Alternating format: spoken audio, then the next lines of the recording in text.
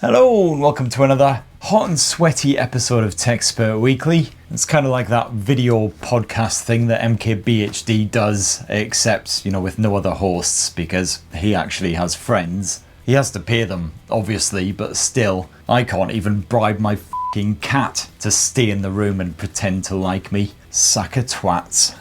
Anyway, for the 6 people who haven't already buggered off, this week's show takes a good hard squint at what could be 2 of the best phones of 2026, followed by the usual honking heap of viewer comment type shenanigans. So let's get this party started. Jingle me. Techspert Weekly. Now the POCO X8 Pro Max is still the best mid-range phone launched in 2026. According to this bald numpty anyway, because it serves up some frankly ludicrous specs for half the price of most flagship phones. However, that shiny crown could be ripped right off its head in the next few weeks, and by one of its own siblings no less. It's a proper Game of Thrones type situation, except with not quite so much sister shagging.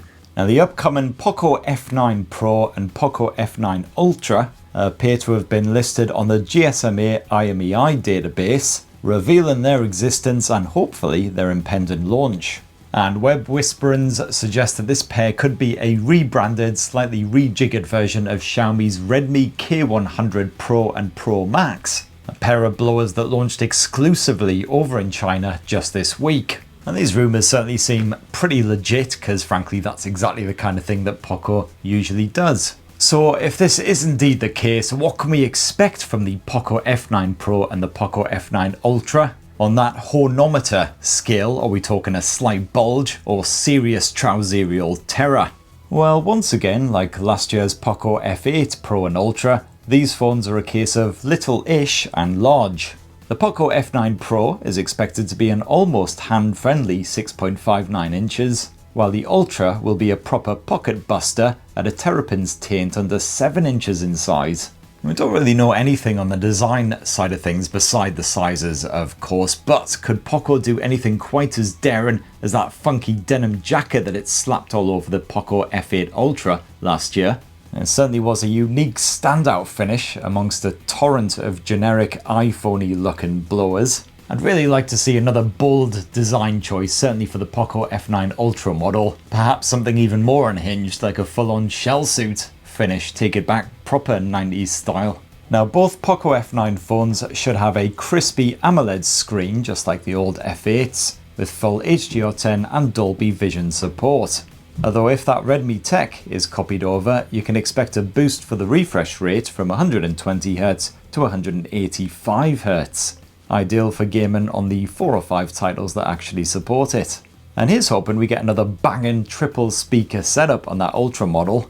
It certainly sounds like that Redmi K100 Pro Max boasts another subwoofer slapped on the back end, so that should make it pretty banging. Enjoying a bit of music without having to hook up to a Bluetooth speaker or whatever.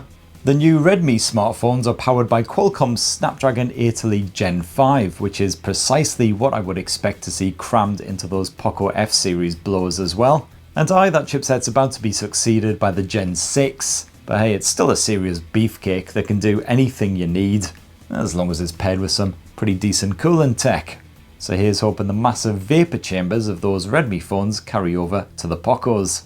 Now the POCO F9 Ultra should launch with that fully fledged Snapdragon 8 Elite Gen 5 as expected, but the POCO F9 Pro is expected to launch with a slightly tweaked version of that Snapdragon 8 Elite Gen 5 if it's anything like the Redmi K100 Pro. And this altered chipset is known as the Snapdragon 8 Elite Gen 5 V, because obviously Qualcomm's naming strategy isn't already confusing enough. But don't worry, because the V model apparently boasts pretty much the exact same architecture, the same CPU and everything as the regular model. It's just that Adreno 840 GPU has been slightly pared back. But despite this, it should be more than capable for gaming or whatever else you actually want to do on the F9 Pro. In my case, no doubt stumbling my way through yet more missions of Wuthering Waves, which I've been playing for, oh god, I don't know, 2 years now, maybe 3. And I still honestly do not know what I'm doing or who any of these people are, or indeed if there's actually a proper end that isn't just my actual real life grave. And good news on the battery front as well, because the Redmi K100 Pro comes packing an absolute whopper 8500 mAh ish, so basically on par with that POCO X8 Pro Max. While the more expensive K100 actually upgrades that even further to just over 9,000 milliamp hours. Now here's hoping that Usthot and Blighty will be treated as similarly massive batteries as well, also with that 100 watt wide charging support as well, because any store will take bloody ages to recharge. And hopefully the POCO F9 Pro model will get an upgrade to wireless charging support as well, which was something that was skipped in last year's POCO F8 Pro. Now so far, to be perfectly frank, these POCOs don't sound all that different or better compared with the POCO X8 Pro Max. But the major difference should be the camera tech, which was merely fine on the POCO X8 Pro Max with its 50 megapixel primary sensor backed by a basic 8 meg ultra wide angle shooter. However, if POCO slaps the exact same optics from those Redmi K100 phones on the F9 pair, well, you're in for a treat, because that primary shooter is a 200 meg Samsung HP5 sensor, which was previously seen in absolute bangers like the Oppo Find X9 Pro. And in the POCO F9 Pro, this will be backed by a 50 meg telephoto zoom shooter with 2.5 times optical zoom, plus a basic ultra-wide snapper. While the POCO F9 Ultra upgrades that zoomer to a 50 meg periscope shooter with 5 times optical zoom, and you've also got a more capable 50 meg ultra-wide. So overall sounds rather jizz-tastic, and hopefully the POCO F9 optics can hold its own against relatively affordable flagship alternatives. I'll certainly be giving them a thoroughly bloody good going over. As for the rest of the specs, well, don't expect any real changes versus the POCO F8 series. Should have ultrasonic fingerprint sensors, a minimum of 256 gigs of storage, and of course good old HyperOS. Although I'm kind of hoping that the POCO F9s come with a fresh and tasty bit of HyperOS 4 out of the box based on Android 17, even though the Redmi K100s just made do with good old HyperOS 3 based on old Android 16. Version 4 is said to be significantly smoother than earlier efforts, but I mean, one thing's for sure, it'll end up being the usual Apple sucking homage to iOS, no doubt. So, are you excited about the POCO F9 Pro and POCO F9 Ultra? Definitely let us know down in the comments below. Or, you know, you could just call me a sad, baldy twat, like most people do, it's fine. I drink so much that those barbed words just bounce right off me. And speaking of which, it's time, yippee hooray, once again for viewer comments. Oh my god! And let's kick off this week with Jim. You eat, Jim? Hope you're doing well, mate. Oh, me, I just spilled beer all down myself. Hang on.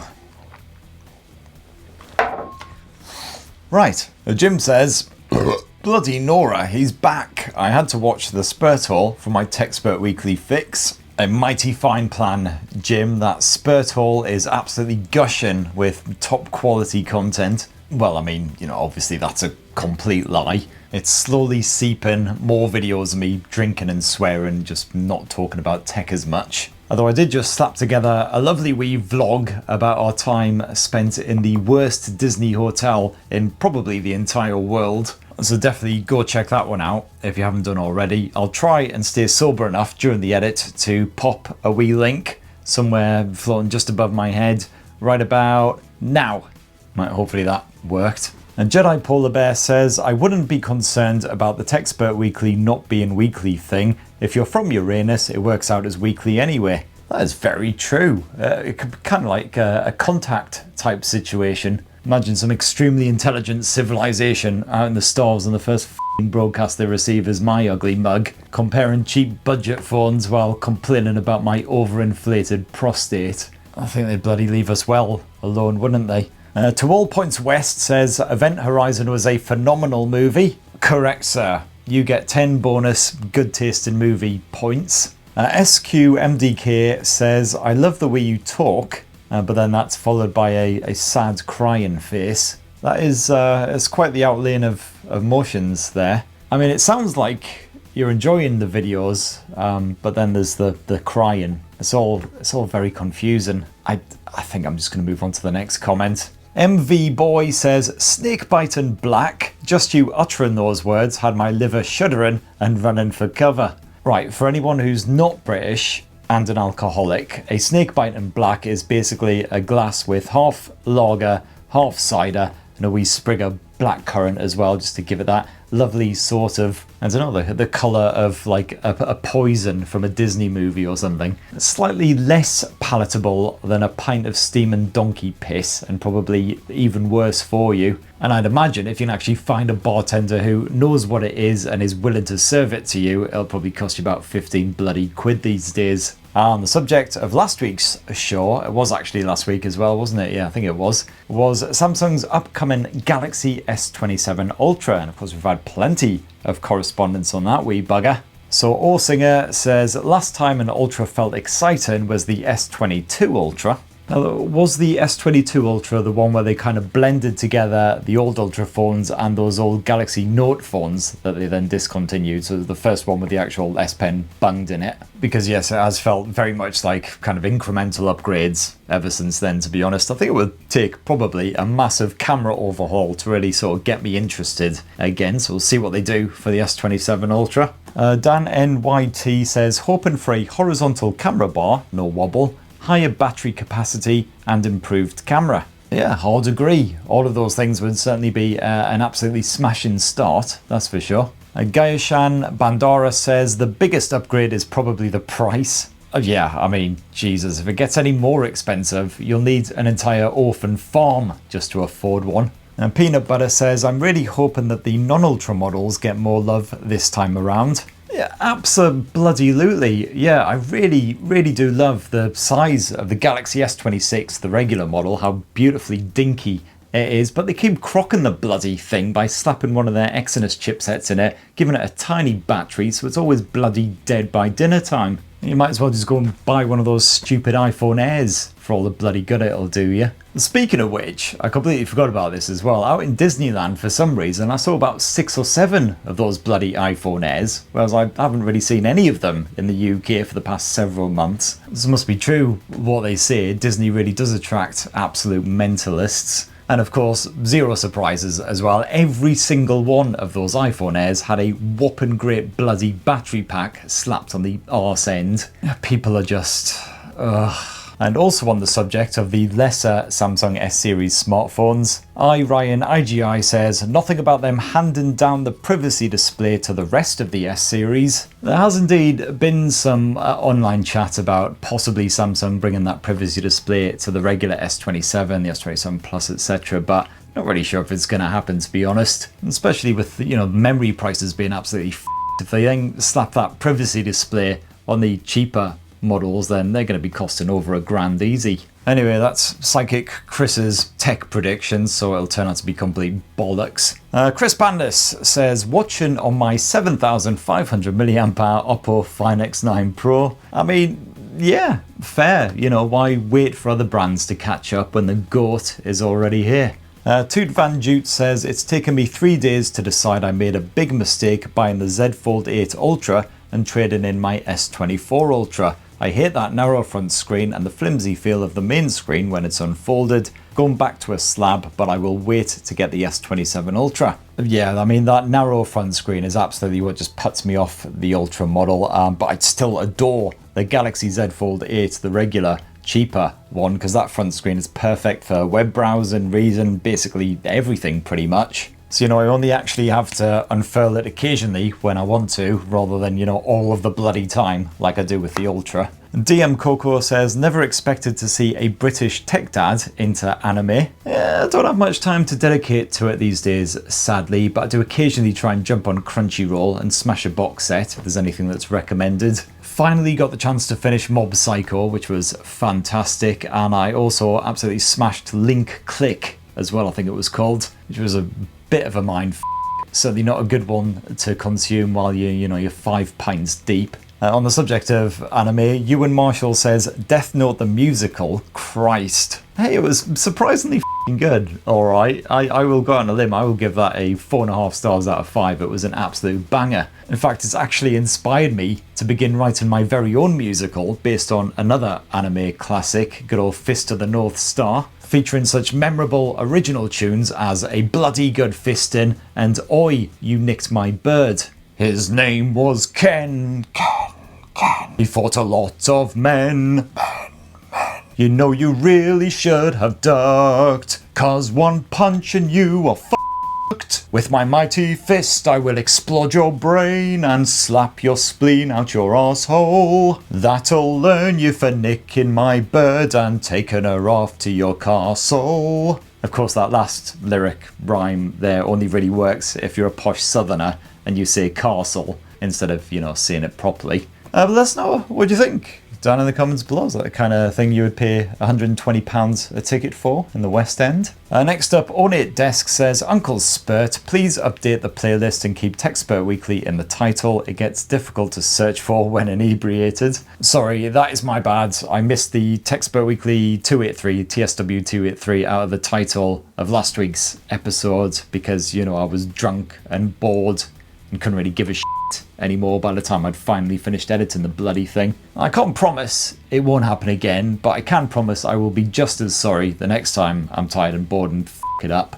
Rabbit1819 says, an out of topic question, but do you plan to review the iPhone 18 Pro? I guess. Never say I do not suffer for you lovely buggers. I absolutely better make this the last one for the week because, time, etc. Hiya Maruka says, Uncle Spurt deserves the Nobel for his scientific contributions and breakthroughs. Yeah, that is insanely true because just last week, for instance, I discovered that mixing vodka and meths will turn you completely blind for approximately 12 hours and 14 minutes. You're welcome, world. So massive thanks to everyone who commented last week. Please do tappity tap tap your comments down below and we'll get through as many of those as possible next week. And speaking of next week, Next week, what the f is next week? So if you're bored shitless with Samsung bollocks, well, just wait until next week when I start spaffing out pixel shaped shit. Hoping to bring you a good healthy dose of Pixel 11 related content, along with possibly one or two wee surprises. Not nice surprises, though, don't go expecting that, not surprises like searching down the back of the sofa and finding a 20 quid note that just somehow got lost down there. I'm talking more of a probably disappointing surprise, like, searching down the back of the sofa and finding Jimmy Savile. Anyway, I'm just rambling now like the scatterbrained, sweaty drunk I am. Tappity tap, I've already said that shit. Poke, subscribe and ding that notifications bell if you haven't done so already. Massive thanks for watching this shower shit to the bitter end and have yourselves a ruddy, wonderful weekend. Cheers everybody, love you!